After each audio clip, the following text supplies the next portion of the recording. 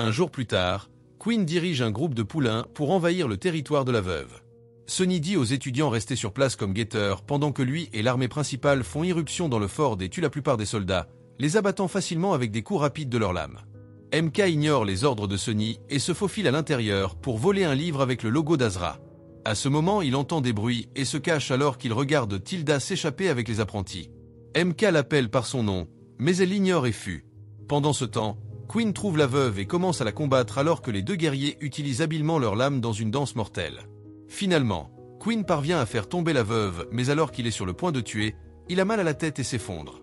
La veuve a l'intention de le tuer, mais Sonny la trouve et elle s'échappe par le passage secret à l'intérieur de la maison que Sonny ne peut pas ouvrir. Après que tout soit fini, MK montre le livre à Sonny, mais Sonny est en colère contre la désobéissance et le cache. En guise de punition, Sonny fait en sorte que MK se tient au bord de leur fosse d'entraînement et le pousse pour lui faire ressentir l'automne. Ensuite, Sonny l'emmène rencontrer l'ancien régent Waldo et lui demande de le combattre comme le son. MK est sceptique parce que Waldo est en fauteuil roulant, mais Waldo est assez rapide et forte pour le vaincre avec ses bras. Quand MK finit par se rendre, Waldo lui rappelle de voir au-delà de ce qui est évident point sur le territoire de la veuve. Elle et ses élèves vont dans une vieille maison qui peut leur servir de refuge. La veuve ordonne alors à Tilda d'aller chercher Angelica avant que Sonny ne la rejoigne. En attendant, Veil est amené au Ford pour prendre soin de Ryder. Lydia est sceptique quant à la fraise à os, mais Veil explique que le cerveau de Ryder est enflé et que si elle ne fait rien, il mourra du jour au lendemain. L'opération est réalisée avec succès et Ryder reprend bientôt conscience, alors Quinn demande immédiatement celui qui l'a piégé. Une fois que Ryder explique, Sonny est envoyé pour retrouver Angelica. Quelques instants plus tard, Sonny et MK arrivent en ville et Sonny dit à MK d'attendre dehors pendant qu'il chasse Angelica. À ce moment-là, Tilda arrive et gifle MK avant de se disputer sur la loyauté de chacun. À l'intérieur, Sonny assomme le client d'Angelica alors qu'elle saisit son épée pour attaquer, blessant Sonny à sa poitrine. Une bagarre s'ensuit et Sonny la domine rapidement, exigeant de savoir où aller trouver la veuve. Angelica le repousse et saute par la fenêtre. Alors Sonny commence à la poursuivre à travers les balcons jusqu'à ce qu'il lui bloque le chemin et relance le combat. Incapable de gagner, Angelica décide de s'auto-supprimer. Voyant cela, MK dit à Tilda de s'enfuir.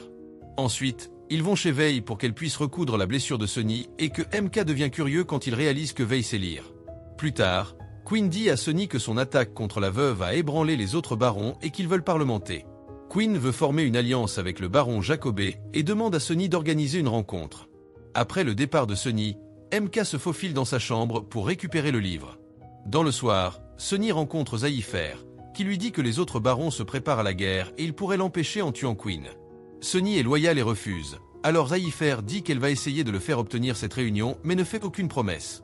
Plus tard, MK rend visite à Veil et lui demande de lire le livre, mais elle ne reconnaît pas la langue.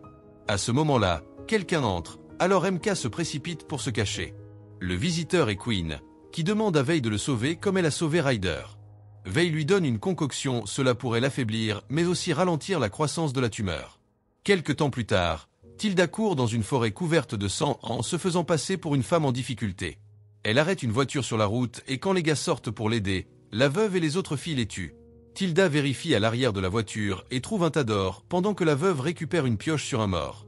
Les filles de la veuve attrapent un poulain qui tente de s'échapper lors de l'invasion, et maintenant la veuve utilise la pioche pour lui couper la tête. Le soir, Sonny regarde MK entraîner ses formes sur un mannequin de combat. Soudainement MK sort un couteau et envisage d'activer son pouvoir caché, mais décide de ne pas le faire. Dans le matin, Sonny emmène MK au milieu de nulle part et lui coupe le bras en disant qu'ils ont besoin pour comprendre ce pouvoir. Les yeux de MK deviennent immédiatement noirs et d'un seul coup, il assomme Sonny avant de s'évanouir. Quand il se réveille, Sonny lui dit que lorsque cela se reproduira, MK doit se concentrer sur un point sûr ou pur en lui comme un souvenir. Au Ford, Quinn reçoit la tête du Clipper mort avec le mot « parler » sur son front. À l'intérieur, il y a un mot de Jacobé l'accusant d'avoir attaqué son transport d'or. Quinn demande à Ryder de sortir et d'accepter le parlementer. Cependant, lorsque Ryder rencontre Zaïfer, il fait sa propre proposition. Quelque temps plus tard, Sonny va voir Veil et la trouve en train de parler à MK à propos du livre. Il est bouleversé d'apprendre qu'ils ont été travaillés ensemble pour comprendre le texte car cela signifie que MK ne sait pas vraiment comment s'en sortir des Badlands. Après MK part, Veil parle à Sonny de la tumeur de Quinn. Pendant ce temps, Jade casse avec Ryder parce qu'elle doit se préparer pour le mariage. Alors Ryder furieux la traite de naïve pour pensant que la deuxième épouse de Quinn est morte naturellement et dit qu'elle est en danger. Jade va parler à une servante, qui explique qu'avant la mort de la seconde épouse, elle a vu Lydia ramasser des fleurs toxiques. Le lendemain, Sonny choisit 6 apprentis pour venir au pourparlers et MK se met en colère parce qu'il les choisit. Lorsque Quinn et son groupe arrivent à la Cité des Morts, Sonny détecte quelqu'un à proximité et l'attrape, mais brusquement c'était MK. Il le gronde et lui fait monter la garde pendant qu'ils se rendent à la réunion. Zaïfer fait sortir le baron Jacobé, qui ne croit pas Quinn quand il dit que la veuve est derrière. Tout à ce moment-là, MK voit Tilda arriver et lancer une pioche, alors elle prévient Sonny juste à l'intérieur. Il est temps de l'empêcher de tuer Quinn. Puis les hommes de Jacobé et Quinn commencent à se battre pendant que Sonny les poursuit. Après Tilda, pour être soudainement arrêté par Zaïfer. Alors qu'ils commencent à se battre, MK s'en prend à Tilda et commence à la combattre aussi. Ils échangent quelques coups avant que Tilda ne s'enfuit et lui lance un shuriken papillon, le faisant saigner et activer son pouvoir. Tout désespéré, Tilda lui jette un vase mais ça ne fait rien. Puis MK l'attrape par le cou et la jette contre le mur. Tilda parvient à esquiver ses attaques et prononce son nom, le faisant sortir d'avant qu'il ne s'évanouisse. Puis elle remarque que Sonny les regarde, alors elle lance un autre shuriken pour le distraire et s'enfuit. Pendant ce temps, la plupart des soldats sont morts au combat, et maintenant Jacobé et Quinn sont sur le point de s'affronter en duel. Zephyr vient l'aider mais elle est interrompue par Sonny, qui présente le shuriken de Tilda pour prouver que la veuve les a manipulés. Jacobé dit à Quinn que c'est lui qui s'est mis du mauvais côté de la veuve, donc s'il veut que les autres barons se calment, il faut s'occuper d'elle. Lorsque le groupe de Quinn revient au fort, ils sont dévastés de découvrir que la veuve et son armée ont tué tous les Clippers. Une femme de ménage survivante explique que les apprentis ont tous été soudoyés avec de l'or. Quinn ordonne à Sonny de lui amener la veuve pour se venger. Pendant ce temps, Zaïfer promet à Ryder de l'emmener à Jacobé, mais l'emmène voir la veuve parce que Zaïfer a été travailleur pour elle depuis le début. La veuve propose à Ryder de l'aider à obtenir le poste de son père et Zaïfer pour obtenir Jacobé s'ils obtiennent en retour son MK fatigué que son père ne croit pas en lui. Ryder accepte l'accord. Quelque temps plus tard, Sonny se rend au quai et utilise un cadeau de Waldo pour obtenir une audience avec le River King. Sonny veut un moyen de sortir des Badlands et il doit la faveur à Waldo, pas à Sonny, alors il propose un nouvel accord. Il explique qu'il avait une cargaison de 28 apprentis qui sont arrivés mais l'un d'eux a tué tous les autres. Alors il veut que le garçon revienne en échange d'un passage sûr pour Sonny. Quand il lui montre la photo, Sonny est surpris de voir MK. À son retour au fort, Sonny continue de former MK et le tient sur le bord en posant des questions sur les morts dans le bateau et lui demanda s'il connaît le chemin pour aller à Azra. Soudain, les yeux de MK deviennent noirs et poussent Sonny hors du bord en premier, seulement pour que Sonny se réveille du cauchemar. Il écheveille et prend la chance de regarder le livre, pour découvrir que sa boussole s'insère parfaitement dans un trou dans les pages, ce qui fait bouger les flèches. Pendant ce temps, la veuve accueille les nombreux garçons qu'elle a libérés du joug de Quinn depuis la Ford, promettant une vie meilleure. Cependant, elle leur coupe également les mains en essayant de retrouver le garçon avec le pouvoir secret, mais personne ne réagit. Au fort de Quinn, Ryder rencontre Waldo pour lui montrer le collier, et Waldo lui dit de rechercher son grand-père car il en sait peut-être quelque chose. Quinn essaie de parler aux nouvelles recrues mais il commence à ressentir un mal de tête insupportable, alors il est reparti à l'intérieur. Veil vient lui donner le médicament et Quinn lui dit qu'il n'a pas tué ses parents, que c'est Sonny qui l'a fait. Plus tard, Ryder rend visite à son grand-père Penrith. À la vue du collier, Penrith explique qu'il vient d'Azra, un lieu qui n'existe que dans les histoires. Après le départ de Ryder, Penrith dit à un clerc d'informer les apôtres dans le fort qu'il y a un « obscur » là-bas. Le lendemain, Sonny prend 3 guerriers dont MK dans la forêt pour chercher des indices pour retrouver la veuve. MK trouve un shuriken papillon et essaie de l'attraper, mais Sonny l'arrête et le pique avec un bâton, provoquant le déclenchement immédiat d'un piège. Puis Sonny saute en l'air et donne un coup de pied dans une grosse branche d'arbre, activant tous les autres pièges de la zone. À ce moment-là, ils entendent un cri et découvrent qu'un autre guerrier est tombé dans une piège. Sonny le libère immédiatement, mais le gars ne pourra pas l'aider avec sa jambe blessée. Quand la nuit tombe, le groupe s'arrête pour camper et Sonny ordonne à MK d'être de première garde. Pendant que les autres dorment, Tilda s'approche secrètement de MK pour le prévenir que la veuve soupçonne qu'il est le garçon qui a le pouvoir et que plus il utilise ce pouvoir, plus il deviendra faible. En fait, utiliser trop de puissance finira par le tuer. Tilda conseille à MK à s'échapper parce que tout le monde veut juste l'utiliser pour le pouvoir, de la veuve à Sonny lui-même. Soudainement, Sonny apparaît derrière elle et la renverse pour la capturer. MK essaie d'expliquer que c'était grâce à Tilda qu'il a pu contrôler son pouvoir l'autre jour au cimetière, mais Sonny insiste pour l'interroger sur l'emplacement de la veuve. L'apprenti Bal l'insulte pour la faire parler, alors Tilda lui mord l'oreille. Comme Tilda refuse de parler, Sonny décide de l'emmener au fort. Le matin, la veuve et ses guerriers arrivent et trouvent le poignard de Tilda avec un tissu bleu dessus, collé sur un arbre. Très furieux, la veuve ordonne à un guerrier d'envoyer un message à son espion dans le fort pour planifier un sauvetage. Au fort, Jade apporte de la nourriture à Queen. Quand ils sont en train de faire les choses d'amour, Jade tombe soudainement et fait une crise. Dans les donjons, Sonny demande à Tilda de lui dire où se cache la veuve, déclarant qu'il ne veut pas lui faire de mal. À ce moment-là, la veuve apparaît et fait tomber MK avec son fouet. Sonny l'attaque immédiatement et une bataille s'ensuit alors qu'il croise les lames partout dans le donjon.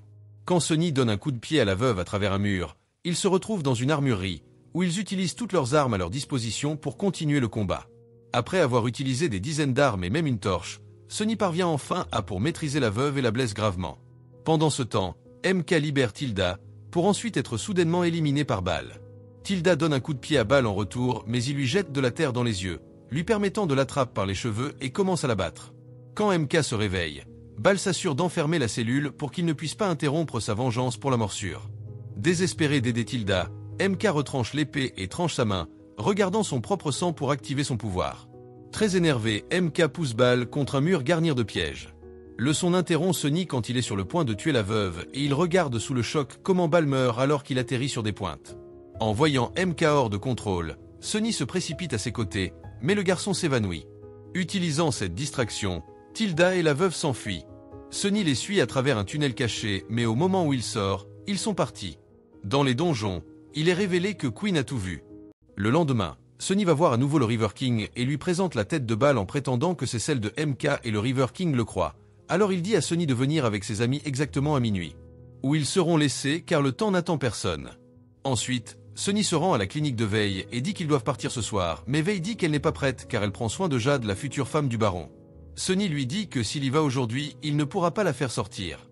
Veil lui demande s'il a tué ses parents, et quand Sonny lui rappelle que c'était Queen, Veil s'énerve parce qu'il n'a rien fait pour l'arrêter lui.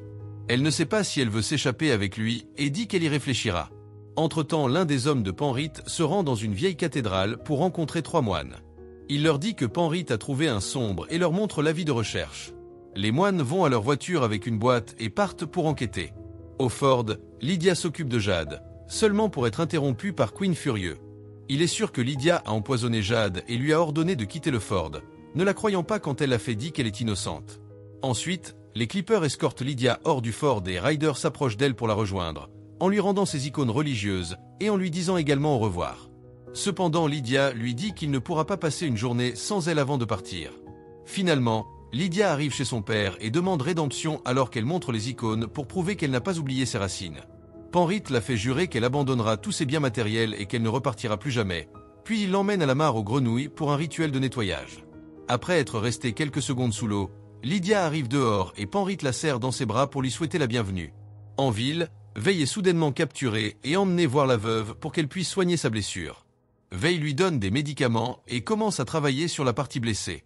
Une fois qu'elle a fini, Veil laisse 3 petites bouteilles à la veuve, expliquant que 2 d'entre eux contiennent du poison tandis que le 3e est un médicament. Veil dira seulement lequel et le bien après qu'elle ait été raccompagnée en toute sécurité à sa clinique. La veuve dit à Tilda de ramener Veil à la maison, et Tilda lui bande les yeux pour ce faire. À leur retour en ville, Veil dit à Tilda que la bouteille bleue est les médicaments et que sa mère ne devrait pas forcer les jeunes filles à se battre pour leur cause. Tilda a donc désormais le pouvoir de choisir de la sauver ou non. De retour à Queen, il affronte Sonny et l'accuse d'être l'espion de la veuve alors que les autres Clippers l'entourent. Il fait la main à Sonny dans son épée et l'envoie au cachot, où il est enchaîné au barreau. Ensuite, Queen appelle MK et lui dit que s'il fait tout ce qu'il dit, il épargnera Sonny et amènera Tilda au fort pour se protéger. Sachant que MK n'a pas été avec une femme, Queen propose de l'emmener à la maison coquine où il pourra s'entraîner pour ne pas décevoir Tilda plus tard. Plus tard, Waldo essaie pour rendre visite à Sonny et une tondeuse dit que c'est interdit. Alors Waldo le frappe à l'aine pour le faire tomber puis lui casser le cou. Ensuite, Waldo libère Sonny et lui dit de s'échapper avant que la veuve n'attaque, faisant comprendre à Sonny qu'il est l'espion de la veuve. Avant que Sonny ne parte, Waldo lui offre un collier qu'il a trouvé au cou de Sonny quand il a trouvé enfant, et Sonny est choqué de voir que c'est la même chose comme celui de MK. En ville, MK se rend compte que quelque chose ne va pas parce qu'il n'y a personne autour. Queen le sent également et dit aux hommes cachés de sortir. Il n'est pas surpris de voir Jacobé et Zaïfer est sorti, mais il est dévasté de voir que son propre fils les a rejoints. Un Queen désespéré tranche MK sur l'épaule droite et se cache tandis que les yeux de MK deviennent noirs. Jacobé tente d'attaquer MK, mais le garçon le maîtrise facilement et le jette dans un immeuble. Pendant ce temps, Queen tombe sur Sonny, qui le poignarde aussitôt avec son épée. Dans la rue, Les hommes de Jacobé sont maîtrisés et tués par MK, qui est également sur le point de tuer Ryder. Sonny l'arrête juste à temps, mais MK il le pousse juste pendant que Ryder s'enfuit. Ensuite, Haïfer essaie de s'accrocher aux jambes de MK, mais il l'attrape juste par les cheveux et la jette. À ce moment, les 3 moines arrivent et commencent à combattre MK, en utilisant des frappes précises pour atteindre les points de pression du garçon afin de le désactiver. Sonny ne veut pas qu'il parte avec MK, alors 2 moines commencent à le combattre. Les moines parviennent à frapper Sonny à plusieurs reprises, mais il est encore assez forte pour les suivre tous les deux. Alors le 3e moine décide de combattre Sonny ensuite, le jetant contre la voiture. Utilisant ses épées, Sonny riposte rapidement et blesse le moine, qui retourne chez ses amis et ils se concentrent ensemble. Soudain, toutes les lumières sortent dans la rue et les yeux des moines s'assombrissent. Ils attaquent ensemble et maîtrisent Sonny, qui refuse d'abandonner et attaque à nouveau avec son épée. Les moines brisent son épée et l'attaquent en parfaite coordination, le tabassant avant de le jeter dans un immeuble. Puis les moines mirent MK dans une boîte et partent pendant que Sonny est retrouvé par une personne mystérieuse. Plus tard, quand Veil arrivera en ville, il trouve des tonnes de corps mais aucun Sonny en vue à part son épée. Le matin, Sonny se réveille attaché à une poutre à l'intérieur d'un navire. Le River King apparaît avec la tête de balle parce qu'il connaît la vérité, alors il dit à Sonny que personne ne le double. Puisqu'il n'est pas un tueur, au lieu de cela, il le vendra en dehors des Badlands. Pendant ce temps, MK se réveille et réalise qu'il est également retiré des Badlands, mais il est incapable d'ouvrir la boîte.